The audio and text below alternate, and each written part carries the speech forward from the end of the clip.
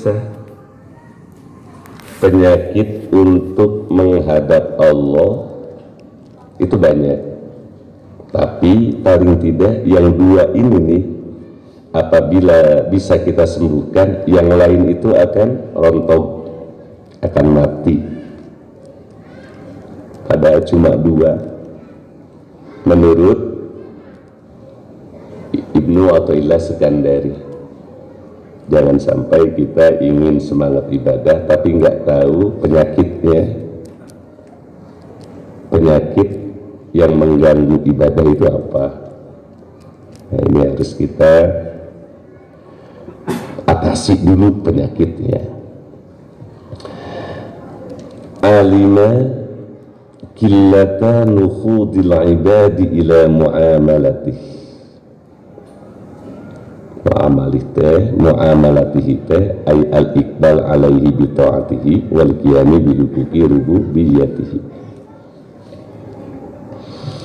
Allah itu amat mengetahui Allah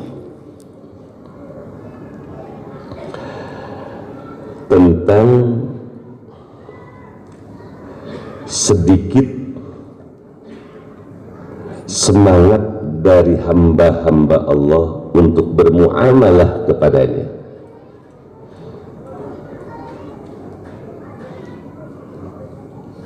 Apa itu muamalah? Ay al-iqbali alaih bi ta'atih. Iqbal nafsiran kana nukhud,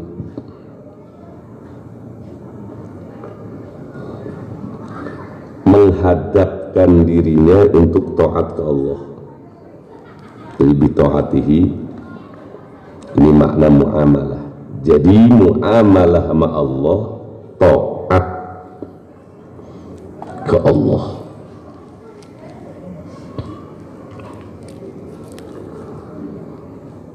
Muamalah jual beli dengan Allah itu ya taat ke Allah. Allah tahu hamba-hambanya ini sedikit semangat ibadahnya, sedikit untuk qiyam bi huquqi rububiyyatih, melakukan satu perintah karena memenuhi hak rububiyah Allah. Hak rububiyah Allah itu, kalau kita menganggap Rabb ke Allah, maka Allah harus dijadikan Tuhan, dan kita marbub hamba, Allah Rabb. Kalau mengaku hamba, harusnya taat dengan perintah tuannya. Kalau mengaku makhluk, taat dengan perintah Kholiknya. Tapi Allah mengetahui semangat untuk muamalah dengannya dari hamba-hamba Allah itu sedikit. Kenapa? Padahal kita tahu kita ini makhluk. Kita tahu bahwa kita marbub Allah rububiyah. Tahu, tapi kenapa? Kita tidak mau semangat, kalaupun ibadah sedikit. Tawaan ibadah dengan tawaan semata-mata turut. Allah mengetahui sedikit semangat ibadah dari hambanya untuk sedikit semangat dari hamba Allah untuk bermuamalah dengannya tawaan dengan turut taat. Enggak kudu diancam-ancam pakai surga, pakai neraka, enggak harus dibujuk-bujuk dengan surga. Orang kalau tawaan ya manut, tidak semangat ibadah itu karena takut dengan neraka atau pengen masuk surga, itu tawaan. Sholat perintah siapa? Allah, titik. Nah, yang kayak begitu, semangat yang seperti itu, Allah tahu buat hambanya itu amat sedikit, semangatnya yang sedikit ya. Kenapa? Hamba-hamba Allah gitu, ibadahnya itu kalau tawaan itu tidak memiliki semangat banyak. Lima hum alaihi min wujudi dha'fi. Nah ini penyakitnya. Kayak orang mau sholat harus tahu dulu pahala sholat baru semangat. Zikirlah ilaha illallah semangat kalau sudah tahu dalilnya, misalnya diampuni dosa. Okay. Kenapa manusia seperti itu? Hamba Allah tadi, limahum alaihi min wujudi dhamfi, karena pada manusia ada menempel sifat lemah. Manusia itu memiliki sifat lemah, cepet capek kalau diajak ibadah.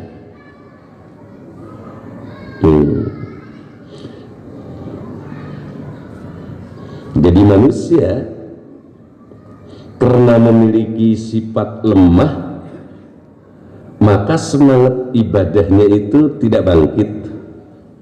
Kalaupun bangkit sedikit, Allah tahu itu manusia lemah. Maka kadang di saat diajak ibadah langsung badan lemes, yang timbul sifat lemahnya. Itu pertama. Walima fi nusfusihim min wujudil kasal, pada diri manusia ada sifat malas. Semua manusia Pak malas. Kalau ada orang rajin berarti sudah bisa mengalahkan malasnya. Jadi manusia memiliki sifat lemah dan melekat, itu keduanya malas. Bayangkan lemah dengan malas ngegabung, cepet capek sama males ngegabung, bagaimana mau bangkit? Karena Allah mengetahui ada sifat lemah pada manusia dan sifat males, fa'aujaba alaihi wujuda ta'atih, maka Allah wajibkan atas mereka untuk taat.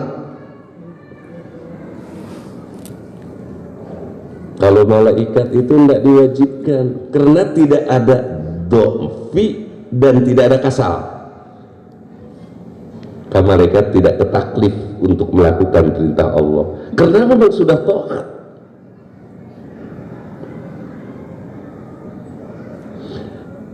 Fa'aujaba ay alzamahum bidzalika qahran anhum. Jadi manusia Allah memaksa kepada itu manusia dengan mewajibkan ketaatan. Wa khawwafahum bidukhulin nar, kemudian Allah mentahwif, menakut-nakuti mereka jika tidak melakukan itu ketaatan, bidukhulin nar. Nah, jadi manusia kudu diancam.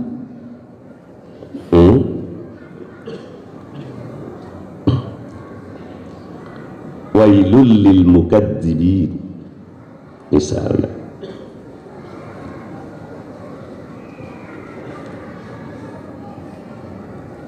Fasaqahum ilaihi ay ilal iqbal alaihi bi ta'atihi, karena ada ancaman dari Allah dan manusia harus menerima bulat-bulat karena nggak bisa melawan Allah, dan Allah mentahwid mereka jika tidak melakukan ketaatan akan masuk ke dalam neraka melalui nabinya Shadiqul Masduq, yang jujur, yang benar dan dibenarkan oleh Allah dan manusia, fasaqahum ilaihi ay ilal iqbal alaih,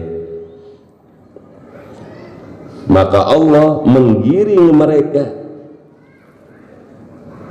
menuju siapa? Menuju Allah melalui taat, ay ilal iqbal alaih. Allah giring mereka untuk menghadap Allah melalui taat. Jadi menghadap Allah itu dengan taat.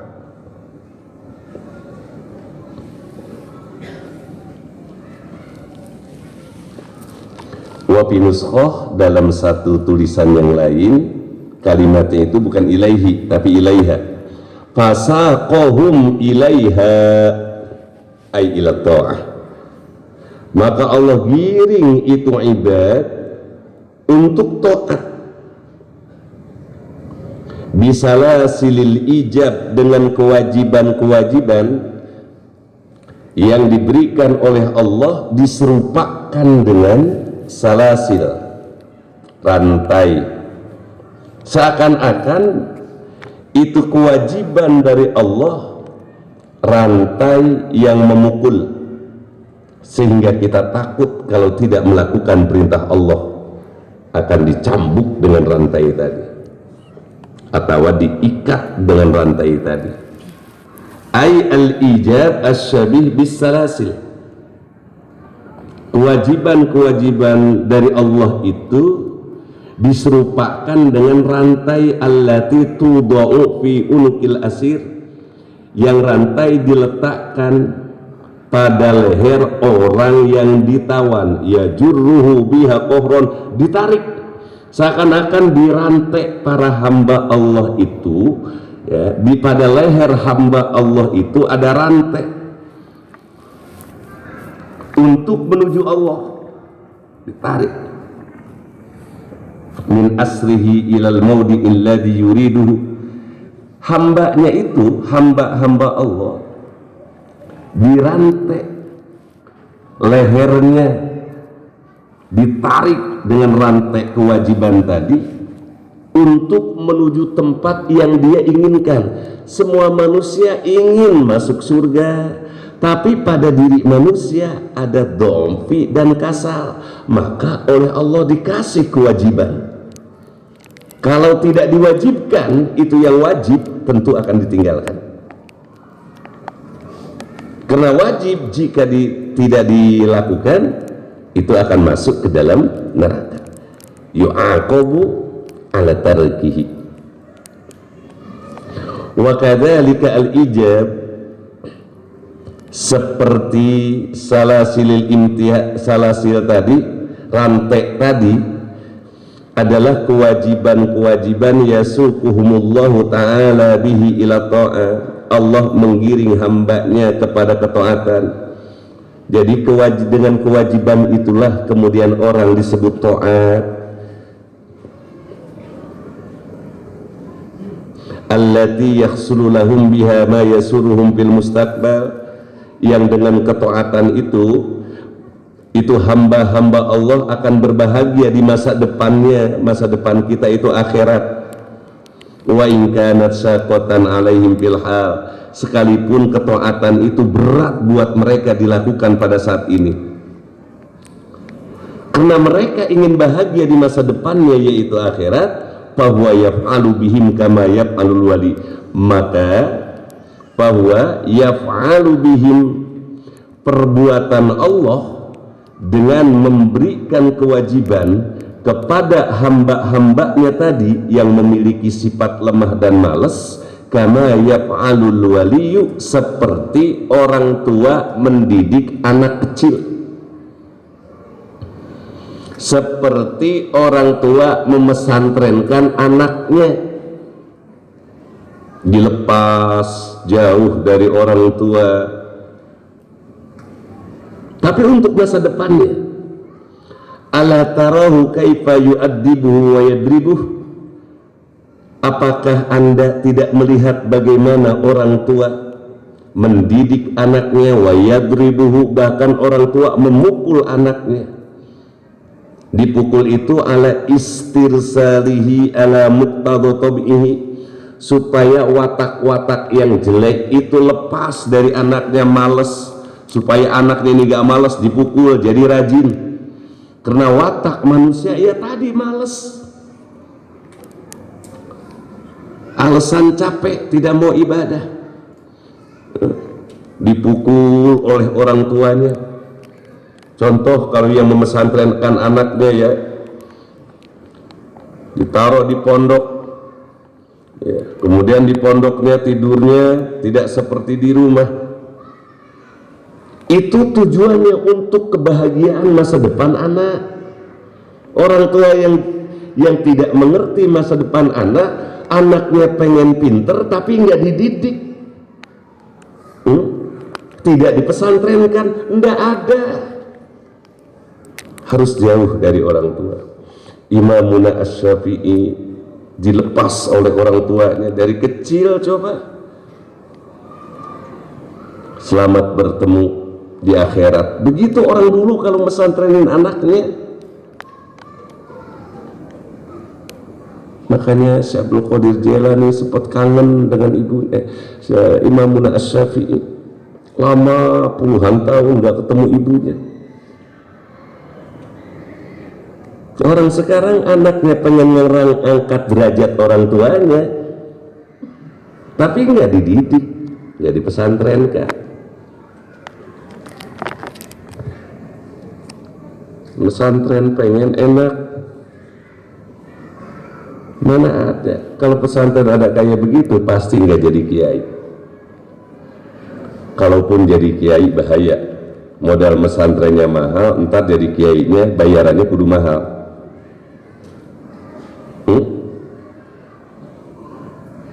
Pesantren itu yang ngaji, yang nasrib, yang ngerab, yang iqlal, yang narkib, itu pesantren. Yang ngaji usul, balagoh, ma'ani, bade, wadho, bayan, istiqoq, palak, itu pesantren. Ntar pulang ilmu-ilmu itu dibutuhkan oleh masyarakat. Jadi kalau anak pesantren jangan suka ditangisin. Sedih amat, anak saya makan juga susah, misalnya, nggak kenyang. Ya. Terus kalau pengen kenyang ya di rumah aja, suruh makan sehari 8 kali. Lihat masa depannya nanti.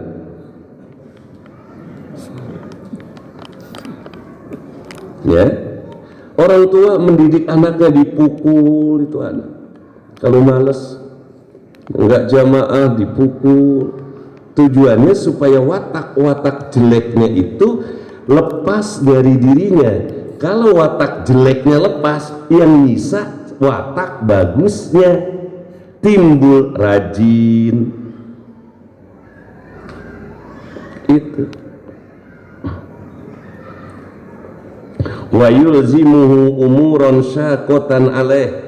Bahkan kalau kita lihat Syekh Abdul Qadir Jailani, coba bagaimana dididik oleh Nabiullah Khidir alaihi salatu wassalam untuk menjadi wali. Uq'udha huna 3 sinin, 3 tahun jangan kemana-mana. Bayangin, makanya jadi wali. Kita nggak jadi wali yang nggak kuat begitu. Siapa lagi? Syekh Samman, murid Syekh Abdul Qadir Jailani, jadi wali, dikenal oleh siapapun. Beliau bukan saja di dunia, di langit lebih dikenal lagi ketimbang di dunia. Coba Syekh Samman itu dilatih sama Syekh Abdul Qadir Jailani untuk puasa. Puasa itu penting, saking pentingnya puasa. Nabiullah Musa alaihi salatu wassalam sebelum bertemu dengan Allah di Gunung Tursin, puasa dulu 40 hari, melatih diri untuk ketemu dengan Allah. Kudu. Ada orang ingin makrifat tapi zikirnya males, mana ada. Itu kalau pengen makrifat, zikirnya males, lalu dia berkata telah makrifat, itu makrifat pantat dangdang. Tahu dangdang nggak? Pantat coet, pantat kasrol.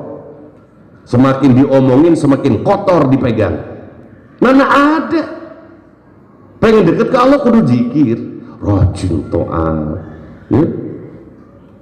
Aneh ini orang-orang sekarang begitu tuh, rajinnya males, kelakuan udah kayak orang makrifat. Emang kita nggak tahu apa? Pakaian begitu keluar doang, di rumah kayak kaos oblong, main HP, tidur, keluar pakai pakaian wali, ngaku wali. Banyak zaman sekarang begitu. Yang bisa dibodohi hanya masyarakat bodoh, masyarakat yang gak rajin zikir.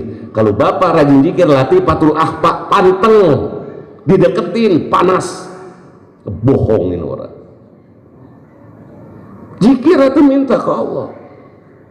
Latifatul ahfanya tuh Pak. Kalau ahfa masih nggak kuat, sir, lalu minta ke Allah, bener nggak orang ini wali ya Allah? Tanyain, ntar Allah kasih itu sir rohmaniyah, malakiyah. Asal latifatul sirnya itu sudah gampang diajak zikir. Baru mau ke sorban kayak begini, boh wali, kata siapa? Kata dia. Kalau bahasa mama masih dibohongin sama yang kayak begitu, malain murid aing. Mama pada parasi, saya mau dengar bahasa itu di Baghdad, tak, ya Allah, nangis saya itu. Terus bagaimana mak supaya nggak bisa dibohongin? Zikir. Nah, kalau kita nggak zikirnya belum jalan, ya sudah, jangan cepat mengatakan orang itu wali. Sebut saja dia orang soleh, insya Allah ada pahalanya. Kalau mengatakan dia wali, dengan kita katakan dia wali dan dia menjadi sombong, itu gara-gara kita dari dosa tuh. Jangan.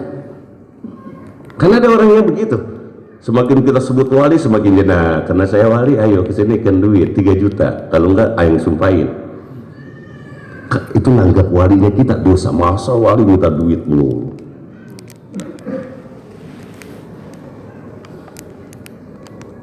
Ngomongin bisnis mulu masa wali.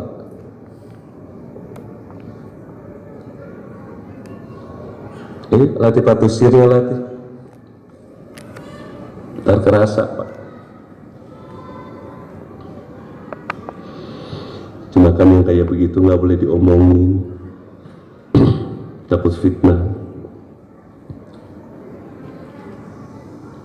Wa yulzimuhu umuran syaqatan alaih fayaf'aluha wa huwa karihun.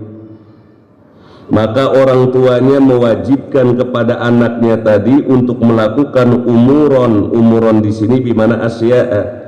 Asya'a teh jamak daripada syai'un. Perkara-perkara yang sangat berat atas si anak tadi, akhirnya si anak itu melakukan sekalipun terpaksa. Nah, gitu. Allah wajibkan sholat kepada kita supaya kita selamat di akhirat nanti, sekalipun kita merasa terpaksa, capek. Makanya adanya hukum wajib di dalam sholat itu bentuk kasih sayang Allah. Orang tua tegas dengan anaknya, si anaknya nggak ibadah dipukul, nggak ngaji dipukul, itu bentuk kasih sayang. Sebab kalau nggak digituin, jadi apa masa depan? Jadi asya'an ini umuron, bimana asya'. Sebab begini Pak, kata ulama usul fikih, untuk mengetahui makna yang ada pada lafaz itu hakikat apa majaz, bisa diketahui dengan cara menjamakkan lafaz itu. Jadi banyak untuk mengetahui majaz teh, bukan hanya dengan alaqah, bukan hanya dengan qarinah, atau kalau ulama bayan malah dua-duanya, qarinah jeung alaqah. Ulama usul mah tekudu aya qarinah alaqah we. Sebab ari qarinah mah maksudnya kepada wadul lafzi eta mah. Sebab dina ulama usul mah bisa majaz jeung hakikat dikumpulkeun, dituju bari bareng diucapkan ku hiji jalma dina waktu anu sama. Nah, di antara jalan untuk mengetahui satu lafaz memiliki mana majaz dan hakikat, awas kudu teliti, lihat dari jamaknya. Kalau ada yang nanya umuron di sini di maknaan asya'a, makna hakikat apa mana majaz? Sebab mufradnya mah sama, alif mim ro amrun, amrun, umurun, amrun, awamir. Jika amrun alif mim ro, jamaknya kayak kitab ini nih, umuron, berarti di sini sedang majaz. Sebab hakikat amrun itu tolabul fa'li, perintah. Nah, kalimat amrun yang memiliki makna tolabul fa'li, perintah, amr artinya perintah, jamaknya bukan umurun, awamir. Jika ada lafaz awamir, itu makna hakikat. Sebab hakikat makna dari amrun tolabul fa'li. Kalau ada jamak bentuknya umuron, berarti majaz. Sebab amrun diartikan asya, bukan makna hakikat. Nah, itu kata ulama usul fikih. Ya, makanya kudu jago ngaji teh. Jago mah jangan kata orang, kata guru. Mau disebut jago karena sering dikasih duit, jago banget ya, bener enggak? Karena sering ngasih duit aja dia, bohong. Kalau guru udah bilang jago, baru. Kalau saya bilang murid saya jago, jamul jawamenya kayak apa tuh bocah pinternya? Kalau masih santri-santri sama santri mah belum jago, masih sederhana. Nah, umurun bimakna asya, syakotan, perkara-perkara yang berat alaihi fayaf'aluha, lalu dilakukan. Sekalipun berat dilakukan oleh anak kita, lalu dia mesantren, meninggalkan orang tuanya, hidup ngegabung dengan anak-anak. Mau apa? Saya, anak saya nggak manja, anak saya kalam nalanda. Kalau saya manja, ini anak jadi apa nanti? Dia bisa aja ngaji di sini. Ngaji di sini mah Pak, lompatan wae, kabur, susah. Kalau kita kokol tong ngaji, dia enggak. Kita marahin, dia lari ke emaknya. Kita deketin emaknya, dia lari ke kamar. Masa saya kudu masuk ke kamar? Ngajak bocah, dan ngopi aja ya ngopi. Itu kerjaan kalam kalau ngaji di sini. Taruh di luar, wah di sana baru dia digebuk. Wah, sekamar 50 orang, mau buang air besar, airnya habis, rasa. Terus airnya asat, tidur nggak bisa di kamar, emang nangis. Justru itu yang membuat kamu jadi orang gede. Ini kagak orang kesian amat anak saya. Ya udah pulang aja itu. Berak kasih WC duduk, tidur AC. Udah mau belajar loh bocah. Nanti kalau dia udah ngerti, yang dimarahin orang tuanya. Gara-gara emak saya bodoh. Lihat teman saya pesantren jadi kiai itu. Saya banyak capeknya Pak. Kayak Saroji teman saya pesantren. Bagaimana kita di pesantren sering lapar. Jangan lihat sekarang ya, Bapak pengen kayak saya, tapi lapar embung, siapa yang ngajarin? Makan kerak itu udah kerjaan kita Pak. Sadifai. Bahkan kalau saya dulu ada kerak sani Pak. Kerak sani itu kerak udah susah banget diambil, nah itu kudu diairin tuh, nah kita godok, nanti dia rontok gitu. Buat ngopi itu kerak sani. Kalau salisnya nggak ada, tinggal kastrolnya doang, gigit tuh kastrol. Lapar, makan jantung sering. Bapak anak pengen jadi kiai tapi ditangisin melulu. Kata dia mah sayang anak, justru itu membunuh masa depan anak. Enggak begitu. Zaman Kang Ukon pesantren Buya Dimyati, Buya Dimyati Pak menjadi ulama besar, sedihnya kayak apa itu? Ada cerita Pak, Buya Dimyati waktu pesantren di Jawa, di Termas itu orang tuanya ada beras 2 liter. Kata ibunya bawa aja, dibawa dari Banten itu naik mobil truk yang bawa kelapa ke Jawa. Entar dari Jawa yang bawa bawang merah ke Banten, naik Buya Dimyati bawa beras 2 liter. Di tengah perjalanan, entar mak saya makan apa, balik lagi dibagi 1 liter, maka menjadi wali.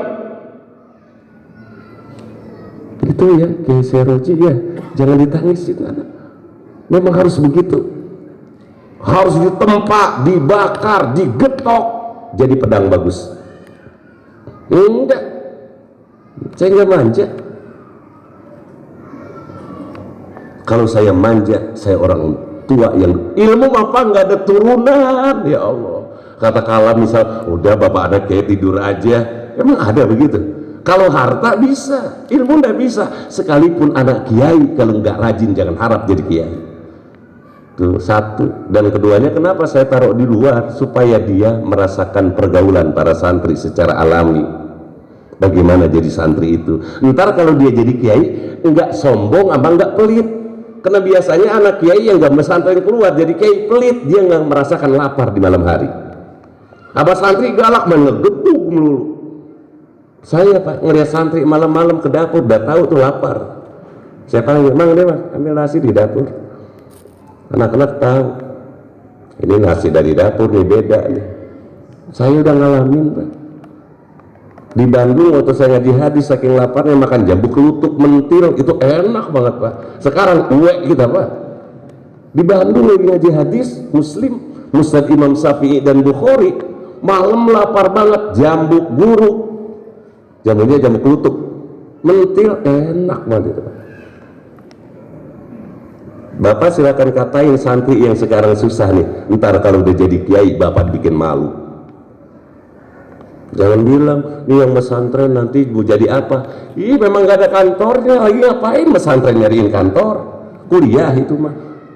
Makanya kuliah ayo jangan tanggung-tanggung. Yang sekolah juga sama tuh, kayak anak kuliah capek berangkat pagi, biarin. Nanti kalau dia udah punya ilmu, dibutuhkan oleh negara, dibutuhkan oleh perusahaan, buat dia juga. Bapak mah aneh, anak pengen membahagiakan kita dunia akhirat tapi nggak mau dididik. Sama saja Allah sayang dengan kita, ditempa kita dengan sholat subuh lagi enak-enaknya tidur, isya, zohor, asar, dan bukan hanya itu, musibah. Maka ketahuilah, di saat kita sudah dekat dengan Allah jangan kabur. Apa ciri bahwa kita telah dekat dengan Allah? Adanya musibah, fitnah. Dia dapat musibah nangis, ya Allah jauhin musibah. Justru itu ciri kamu sudah mulai dicintai Allah. Canggung banget jadi orang Islam, malu atuh sama jantung pisang. Baru dikatain sedikit, apa istilah orang baper apa? Baperan amat. Nggak boleh banget kesinggung, nggak boleh ngeliat orang lebih maju terus padahal hebatan anak tuh, dia mah bocah kemarin. Astagfirullahaladzim, suruh ngaji hikam yang begitu ya, kita jangan sampai nauzubillah min dzalik. Ditempa ya, ditempa ini orang tua memukul anaknya, wa yulzimuhu umuron syakotan, perkara-perkara yang berat oleh orang tuanya diajari. Ya, coba kalau petinju yang hebat itu Pak, nggak tanggung-tanggung Pak, ya. Tidurnya diatur, nggak boleh banyak-banyak, makannya juga, pergaulannya dijaga, digebugin dulu mukanya. Ntar supaya dia jadi petinju itu tahan pukulan. Begitu juga Allah. Seakan-akan kita ini nggak bebas, harus sholat zuhur, asar, maghrib, isya, subuh, supaya kita bagus masa depannya. Nanti kamu masuk surga, hanya dengan ini kamu masuk surga. Hanya dengan ini. Pengen masuk surga nggak mau ibadah, nggak ada. Nah, gitu. Ya Pak. wa huwa karihun lidzalik li ajli tahsili manafihi fil mustaqbal alladhi huwa jahilun biha al-an. Si anak tadi melakukan perintah orang tuanya karena takut diancam oleh orang tuanya, takut dipukul. Tujuannya li'adli tahsili manafihi fil mustaqbal, tujuan orang tuanya supaya anak ini nanti mendapatkan manfaat di masa depannya, alladzi huwa jahilun biha al-an, yang dia nggak ngerti sekarang. Dia sekarang pengennya itu seneng-seneng aja itu anak, seneng-seneng aja inginnya. Yang dia ngerti kan sekarang itu, padahal nanti ya kalau dia sudah mengerti tentang didikan orang tuanya, dia dipukul, diketatkan gitu, uang belanjanya diatur, cara hidupnya, tidurnya diatur. Fa idza kabura wa aqala arafa dzalik ayanan. Si anak tadi yang dididik oleh orang tuanya dengan didikan yang begitu disiplin, ya, dengan begitu disiplin, nanti kalau dia berhasil ya di masa depannya, wa idza kabura wa aqala, kalau dia sudah tua, sudah dewasa dan berakal, baru dia akan mengerti ternyata orang tua kita sayang. Kita sholat capek, musibah begitu berat, cobaan, tatkala kita masuk surga, ini karena sholatmu dan sabarmu. Ya Allah, terima kasih engkau telah memberikan saya cobaan ya Allah. Bahkan nanti kita bisa berkata di akhirat, kenapa cobaannya kurang banyak ya Allah, supaya nilai surga saya lebih tinggi lagi. Jadi ada orang nanti begitu Pak, tatkala dibukakan oleh Allah tentang pahala sabar, masuk ke dalam surga, cobaanmu kurang banyak ya Allah. Nah maka kita sekarang jangan pernah merasa berat di dalam melakukan ibadah ya. Buat orang-orang yang memang sudah bebas daripada sifat malesnya dan tidak ada lemah di dalam melakukan ibadah, nggak butuh surga dan neraka ntar di atas. Ini mah buat kebanyakan orang, buat orang-orang tertentu, mau ada neraka ataupun tidak, yang penting saya taat ke Allah. Ini perintah Allah, jadi nggak kudu dibujukin ya. Ada si anak tatkala dia akan berangkat, kalau nggak mau saya pukul nanti. Nah, jadi takut berangkat itu anak, misalnya ke warung. Atau ada si anak mau ke warung nih, kalau mau ke warung saya upahin. Sehingga di saat dia melakukan perintah itu, dia ingat dengan apa? Dengan upah tadi.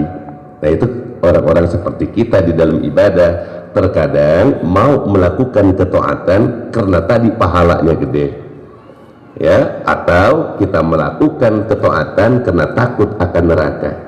Itu nggak apa-apa, bagus ya, yang penting perintah dilakukan, tapi itu untuk ya kebanyakan orang. Tapi orang-orang khusus enggak. Jadi kalau orang-orang yang kayak tadi kudu dibetot, kudu ditarik dengan kewajiban-kewajiban supaya masuk surga ya. Padahal surga untuk diri dia. Jadi sayang banget Allah dengan kita, dikasih kewajiban sholat supaya kamu selamat masa depanmu. Makanya kalau kita sholat harus nangis, terima kasih Allah. Nggak ada jalan selamat kecuali ibadah. Nanti kita baru tuh Pak sedih.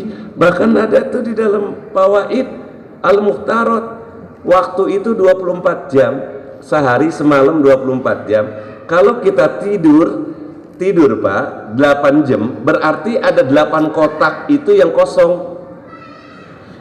Jika waktu 24 jam, misalnya yang 1 jam kita pakai ibadah ngaji, ini kita udah berapa jam? Nanti di yaumil kiamah kita buka tuh kotak waktu kita, itu mengeluarkan cahaya. Ya Allah, dia berbahagia. Kemudian ada waktu yang tidak dia pakai ibadah, itu gelap. Lalu waktu yang dia gunakan untuk maksiat, pas kotak itu dia buka, semuanya adalah binatang buas. Lalu kita berkata, seandainya semua waktu saya gunakan untuk ibadah. Kita manusia lemah, tidurnya dia niatkan ibadah. Nah, makanya kalau tidur niatkan ibadah. Nah kita udah berapa jam nih? Tadi udah jam 8. Makanya jangan suka bilang-bilang capek. Ini baru 2 jam setengah, berarti 2 kotak setengah. ntar bercahaya. Nah sekarang mau 2 kotak setengah atau mau 3 kotak? Aduh Bapak ya, mudah-mudahan ibadah kita diterima ya. Maka kalau ada teman kita yang ngajak kebaikan, berbahagia ya. Ada teman kita yang ngajak kebaikan, ya Allah terima kasih. Sebab nanti kita di akhirat akan terima kasih banget sama dia. Lalu bagaimana terima kasihnya kita dengan Rasulullah Sallallahu Alaihi Wasallam? Terima kasih ya Rasul. Terus lari ke Allah. Maka sudahlah lakukan perintah Allah. Bentuk syukur kita kepada Allah, kita dijadikan manusia, lalu kita bukan keturunan Nabi, tapi Allah menentukan kita untuk memeluk agama Islam, dan kita bisa melakukan perintah itu ya cukup. Jangan mikirin dunia, jangan ikutin orang-orang duit mulu, menyampai mati mikirin duit. Ini kita pikirin juga ada kok bagian kita, rezeki kita. Banget-banget amat sih hidup. Saya suka mikir Imam Syafi'i 54, Kanjeng Rasul 63. Paling kesempatan kita berapa lagi sih? Kalaupun alokasinya sampai 80, enaknya makan 80 udah nggak ada, bahkan tidur jadi penyakit. Banget-banget amat itu. Ya, itu jangan duit mulu lah. Sebab nggak dipikirin aja udah ada dari Allah. Pogo kita nggak pikirin datang mulu. Kadang-kadang mah kita tolak. Udah tamu bawaan lu, bukan waktunya, waktu ngajar. Jangan merasa bangga bawa duit di depan saya. Enggak. Saya butuh duit iya, tapi nggak begitu caranya. Duit, harta. Nah, ya kalau bapak belum kuat jangan ngikutin. Duit, harta, tapi pengen ntar hatinya.